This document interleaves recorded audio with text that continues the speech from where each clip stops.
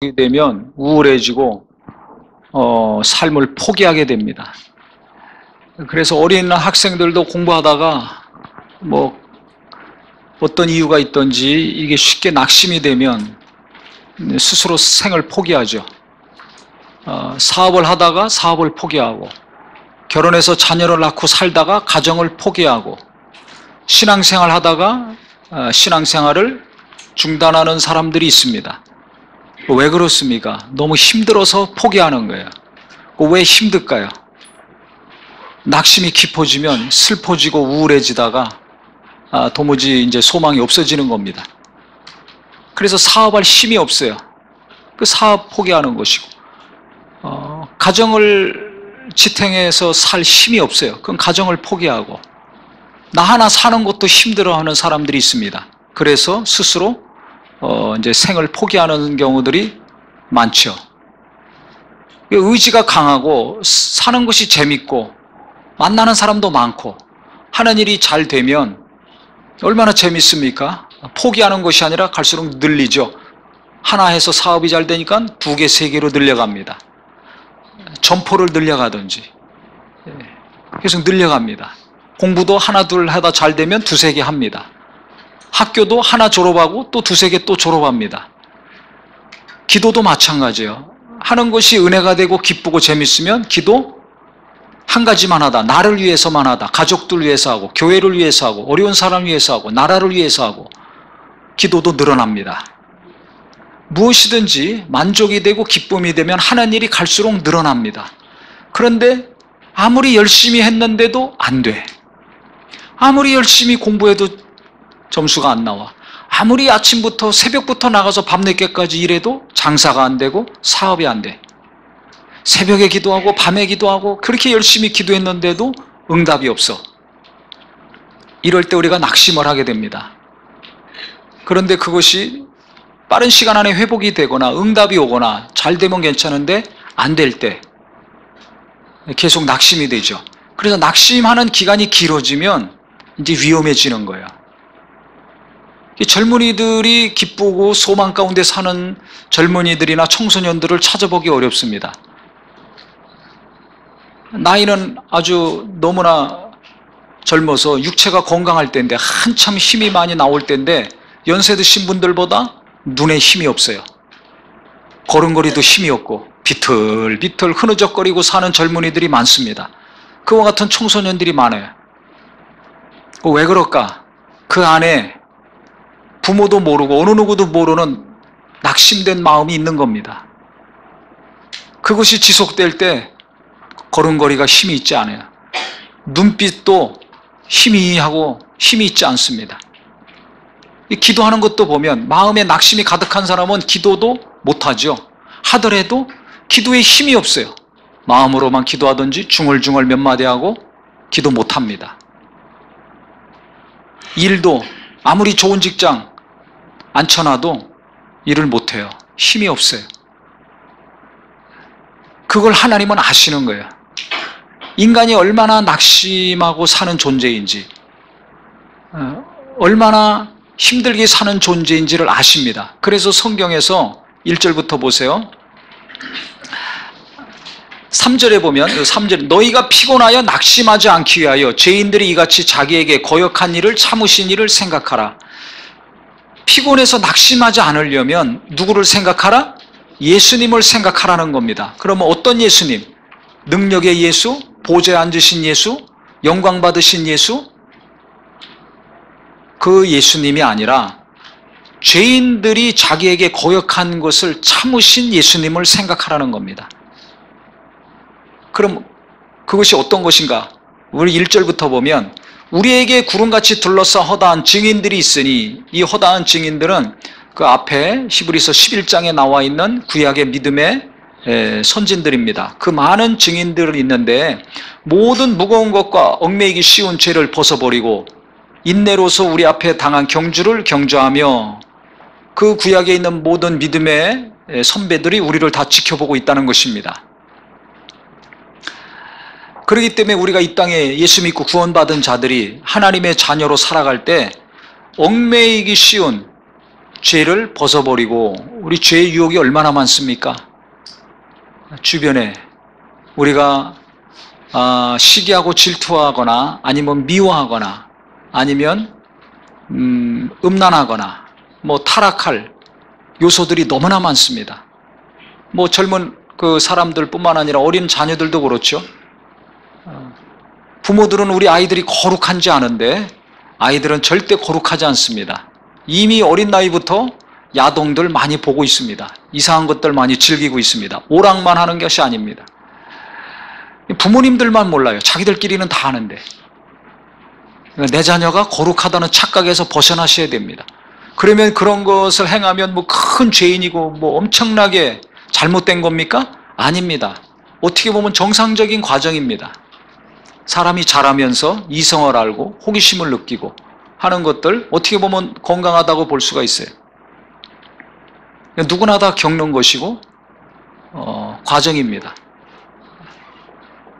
그러니까 어쨌든지 원수는 어린 나이에 우리 자녀들, 청소년들 이 죄의 유혹, 이성에 대한 유혹, 성적인 유혹에 강력한 바람을 불어넣습니다. 그러니까 항상 우리는 이 땅에 태어나서 자의식이 발달이 되면 자기 의지가 생기고 세상을 알고 사람을 알아가는 순간부터 죄의 유혹에 노출되어 있습니다.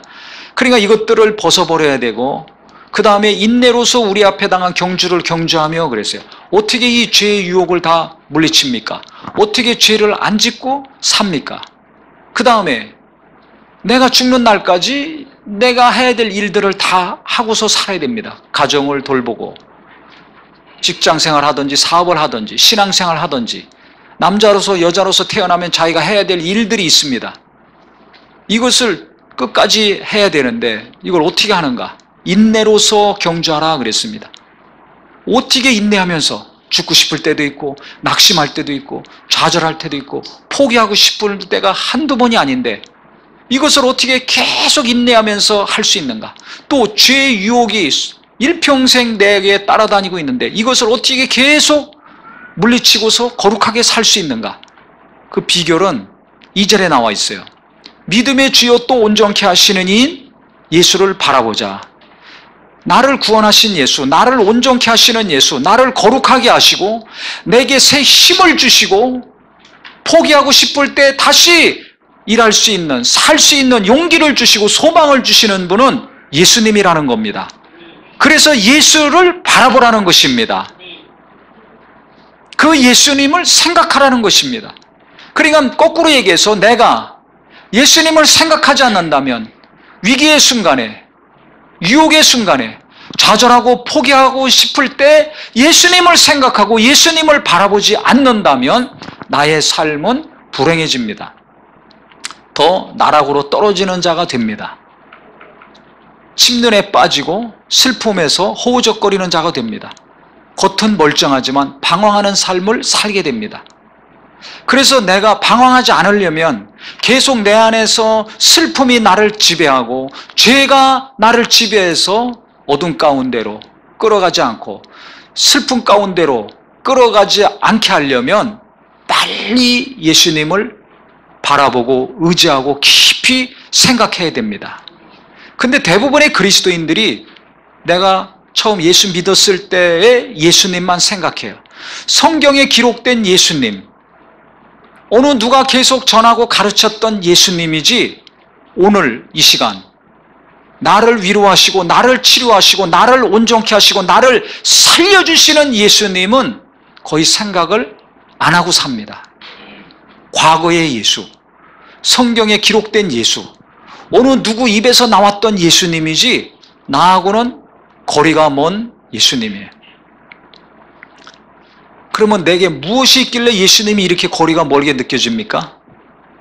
예수님 대신에 다른 것이 너무 깊이 들어와 있습니다. 그게 뭘까요? 그걸 잘 생각해 보세요. 오늘 설교 제목이 뭡니까? 무엇을 부끄러워하고 있는가? 내가 무엇을 부끄러워하고 있습니까? 그것이 내 안에 너무 크게 예수님 대신 들어와 있는 겁니다. 내가 부끄러워하고 있는 것이 있어요. 그게 뭘까요? 어떤 분은 외모일 수가 있습니다.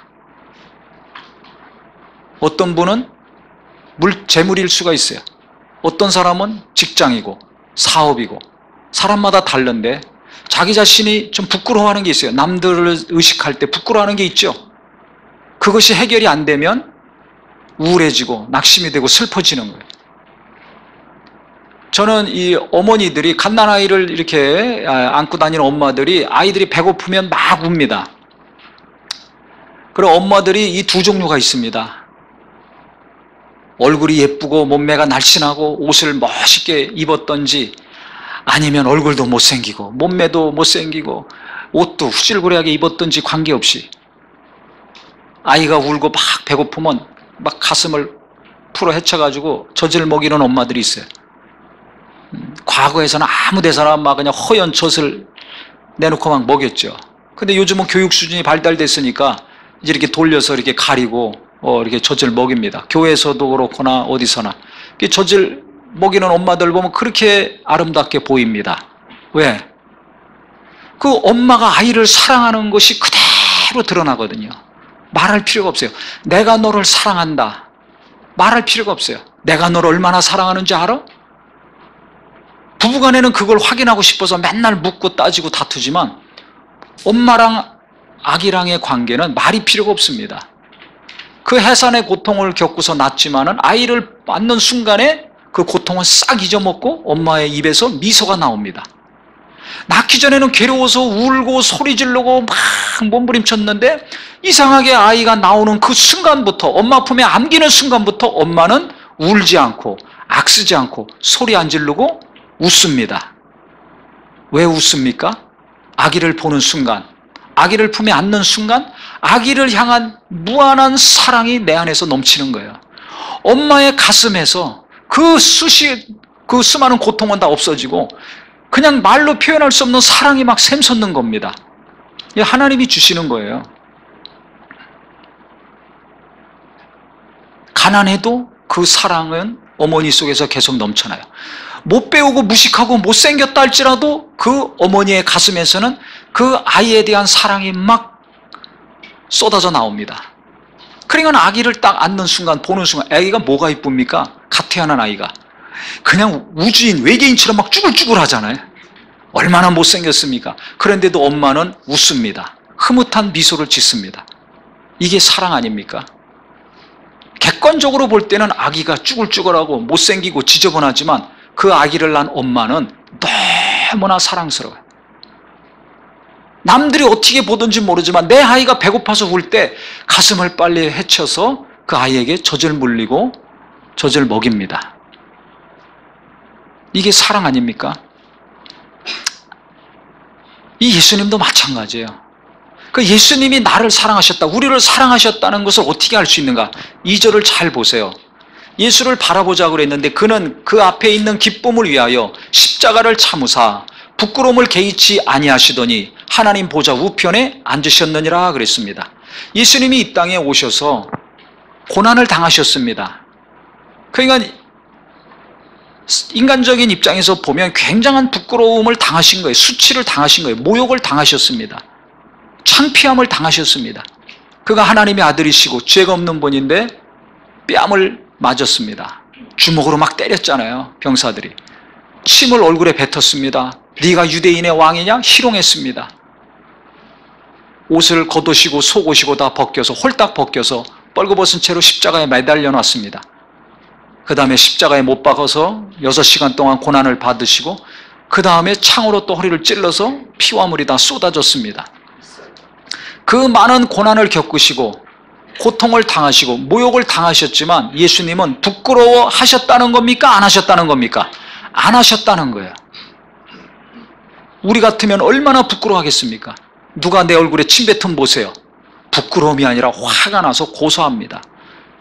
누가 나를 주먹으로 때리고 내 가족들 주먹으로 때려보세요. 당장 가서 고소합니다. 아니면 2대 3대 때리든지. 누가 나를 희롱해 보세요. 내 아내를 희롱하고 내 자녀를 희롱해 보세요. 가만히 있겠습니까? 절대 가만히 안 있습니다. 치를 떨고 막 부들부들 떨고 어떻게든지 보복하려고 합니다. 그런데 예수님은 가만히 계셨어요. 수치스럽게 여기지 않고 모욕을 당한다고 여기지 않고 분노하거나 상처받지도 아니하고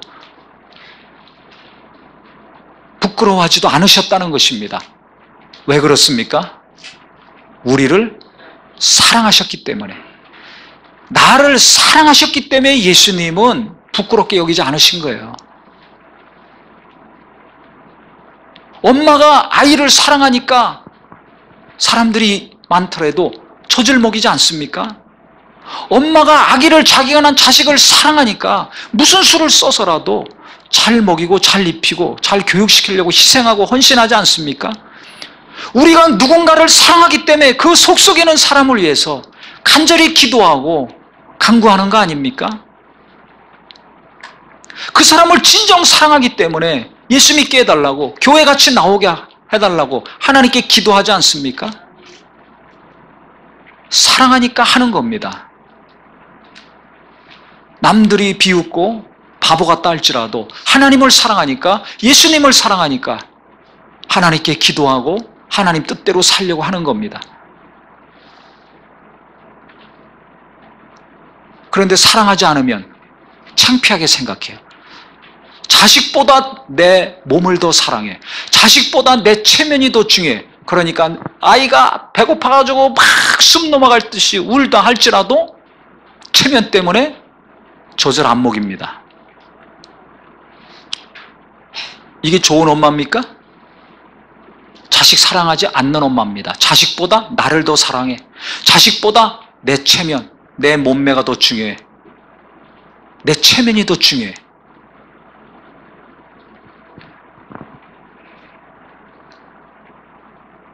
아무리 멋있는 옷을 입고 아무리 잘 가꾸고 교양 있고 품이 있다 할지라도 좋게 보이지 않죠. 그게 무슨 교양이 있고 품이 있는 겁니까? 어머니로서의 사랑이 없는데, 자식을 향한 진정한 마음이 없는데, 진실함이 없는데, 외식하고 있는데, 체면이 먼저 앞서 있는데, 자기를 먼저 챙기고 있는데, 그게 뭐가 아름다운 겁니까? 뭐가 이쁜 겁니까? 그 사람이 갖고 있었던 모든 것은 그 순간에 무너지는 거예요. 근데 우리는 그렇게 살고 있지 않는가? 주님은 내 죄를 담당하시고 내 병도 담당하시고 내 온전치 못한 것들을 다 담당하시느라고 그와 같이 고난을 겪으시고, 그 고난을 겪으시면서 당하시면서도 수치심을 느끼거나 모욕감을 느끼거나 부끄러워하지 않으시고 다 침묵하시면서 뒤집어 쓰셨는데 나는 예수 믿는 거 부끄러워하고 있지 않는가? 기도하는 거, 사람들이 많은 데서 식사 기도할 때 부끄러워하죠? 떳떳하지 못하잖아요. 주님은 떳떳한 마음으로 그 모든 것을 감당하셨는데 누구 때문에? 나 때문에, 나를 살리시고자, 나를 온전케 하시고자, 나를 치유하시고자 부끄러워하지 아니하고 떳떳하게 뺨 맞고 침뱉음 당하고 희롱 당하시고 못 박히시고 죽으시고 창에 찔리기까지 하셨는데 나는 예수님을 부끄러워하고 있지 않습니까? 나는 예수 믿는 거 부끄러워하고 있지 않습니까? 나는 나를 놔주고 그렇게 무식할 정도로 나를 사랑하고 모든 걸 베풀어 주신 내 어머니, 아버지 부끄러워하고 있지 않습니까? 요즘도 엄마들이 학교 자주 가는지 모르겠지만 엄마들이 학교 올 때 그 엄마를 부끄러워하는 아이들이 많아요. 왜? 딱 볼 때 벌써 엄마가 외모가 현찮거든. 옷도 후졌고 집이 가난하니까 비싼 옷 못 입잖아요. 화장도 못 하잖아요. 미장원도 자주 못 가잖아요. 연중 행사인데 미장원 가는 게 1년에 한두 번 가는데. 그러니까 그런 엄마들, 다른 엄마들은 멋있게 하고 오는데 우리 엄마는 머리도 그렇고 얼굴도 그렇고 옷도 그렇고 창피해. 아이들이 볼 때 창피해. 그래서 엄마 학교 오지 말라라고 하든지 아니면 올 때 제일 멋있는 옷 입고 오라고 하든지 아이들이 그럽니다.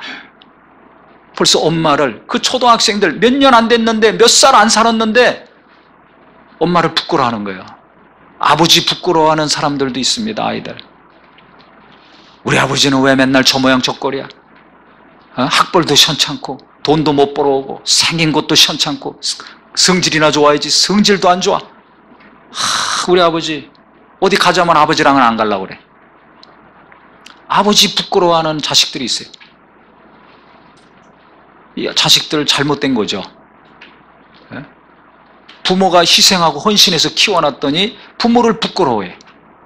예수님이 이와 같이 부끄러움을 개의치 아니하시고 희생당하시고 고난당하시면서 우리를 살려줬는데 예수님 믿는 걸 부끄러워해. 기도하는 거 부끄러워해. 교회 다니는 거 부끄러워해. 하나님 일 하는 거 부끄러워해. 이거 잘못된 겁니다. 깨닫고 고치는 은혜가 있기를 예수 이름으로 축원합니다. 진짜 우리가 부끄러워야 될 것은 뭔가? 하나님 앞에 떳떳하지 못하게 사는 거, 이걸 부끄러워해야 돼.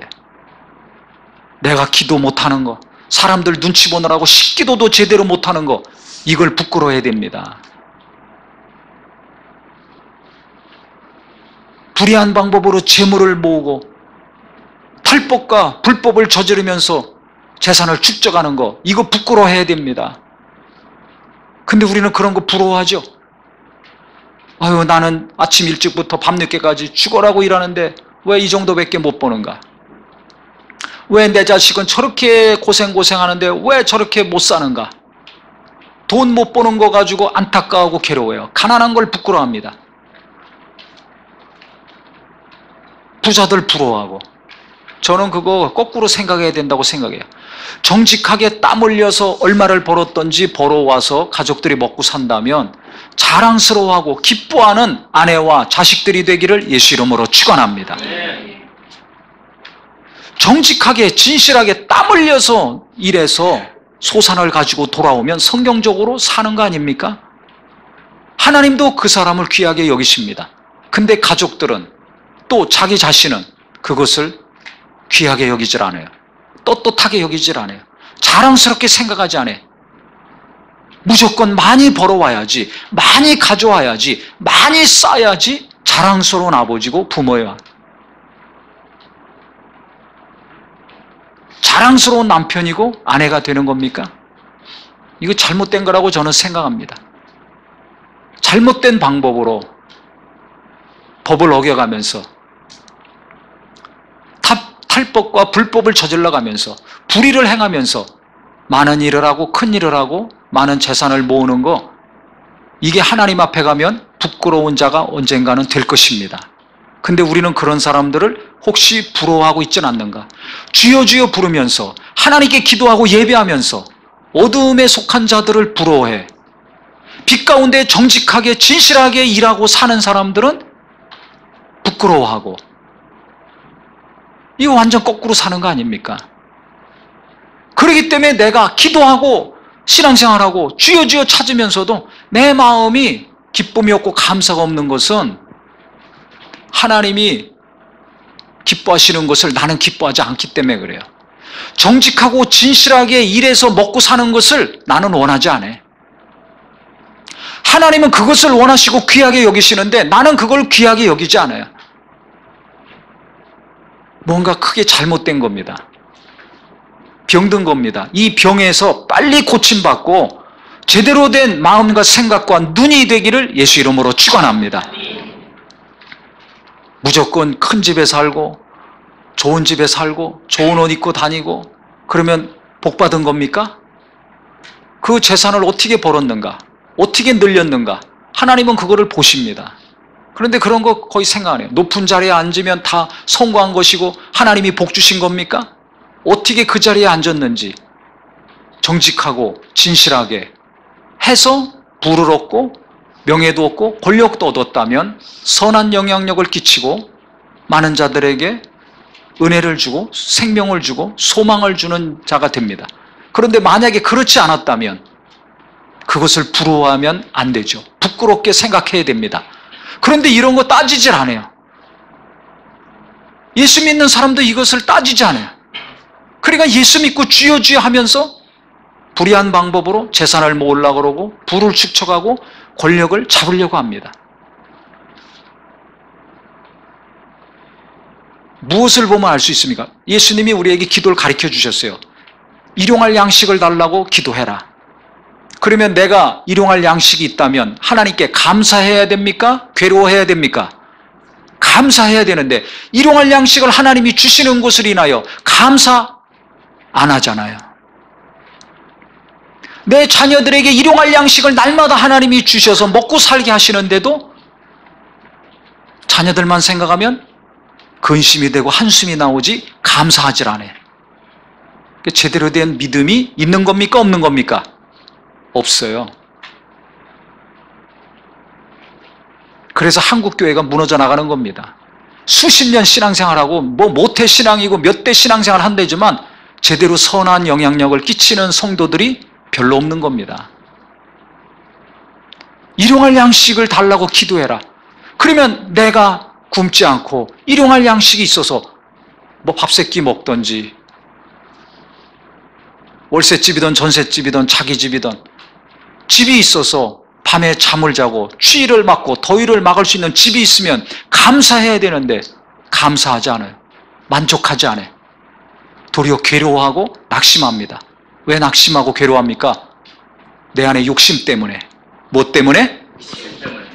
나는 이것으로 만족 못해. 주여 더 주시옵소서. 일용할 양식을 말고 한 달치 말고 1년 먹고 살고 1년 말고 일평생 먹고 살 거 주셔야 되지 않습니까?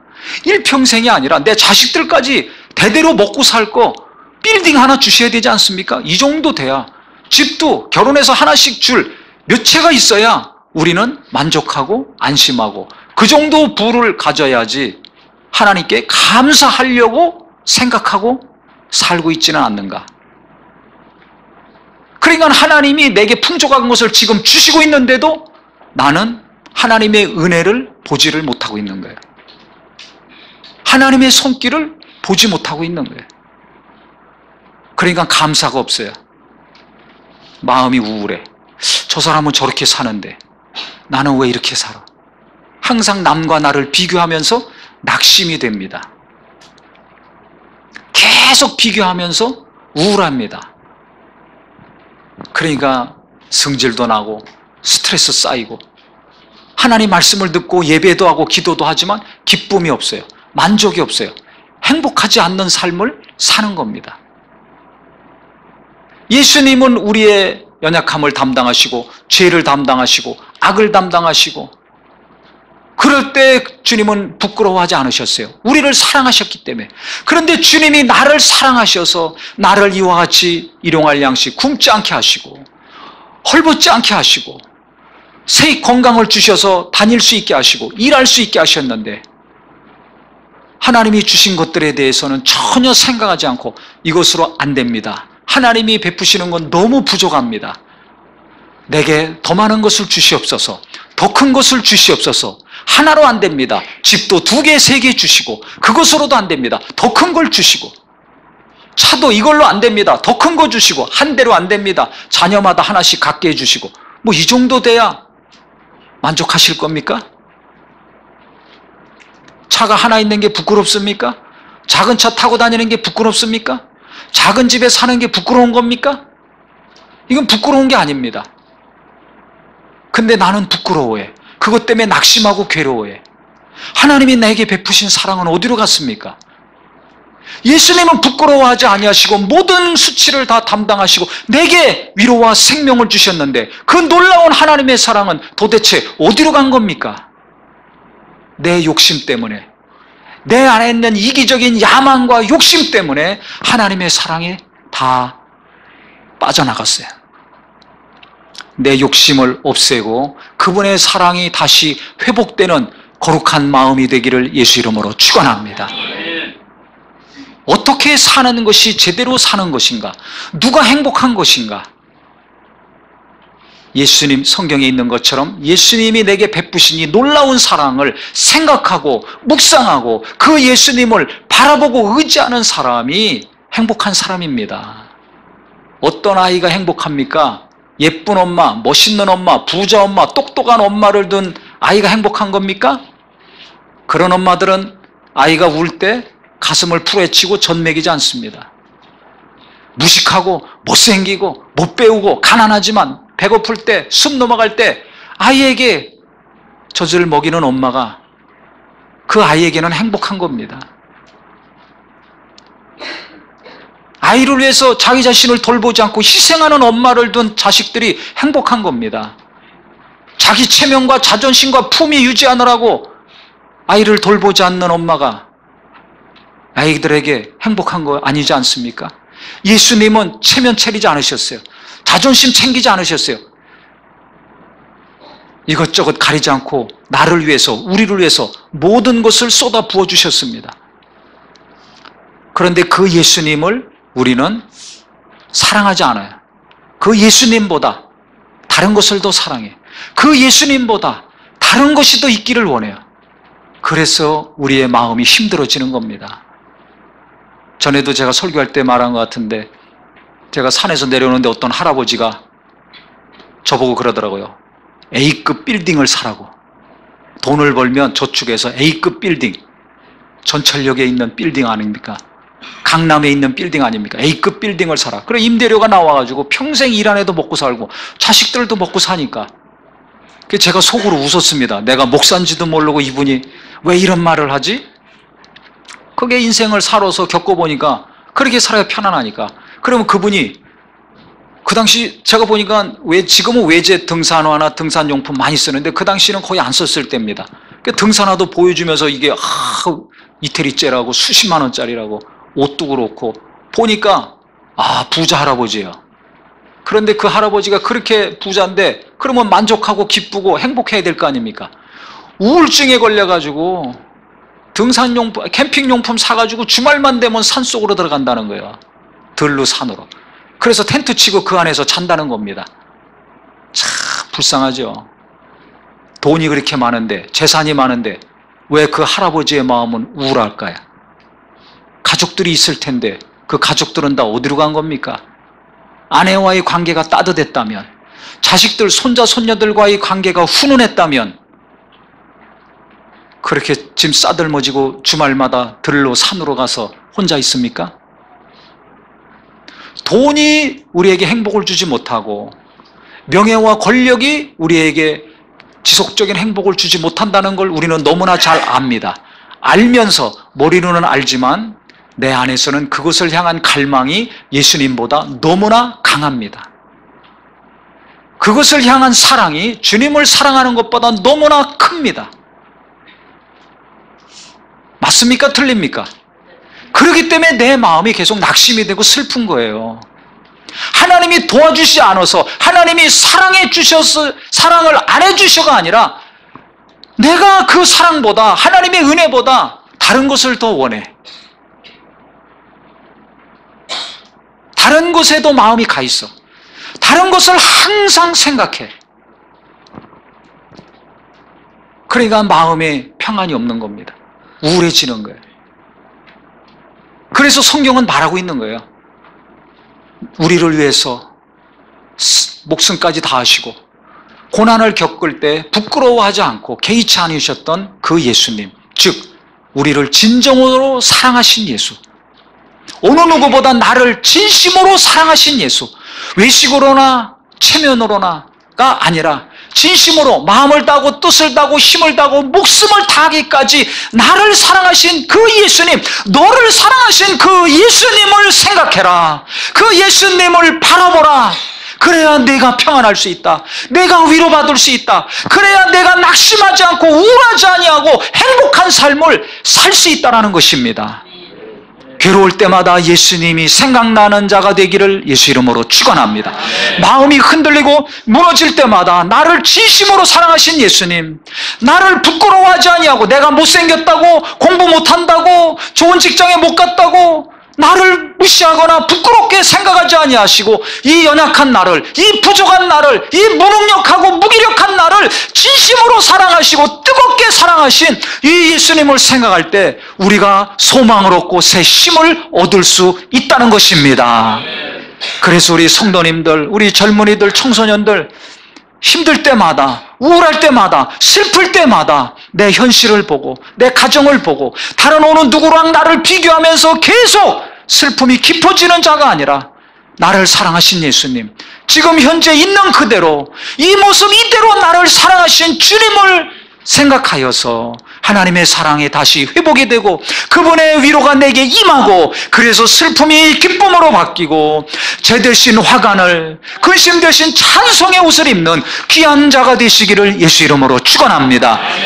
예수 안에 있을 때 소망이 있는 것입니다. 예수님 사랑받을 때 희망이 생기는 것입니다. 예수를 떠나서는 절망밖에 없습니다.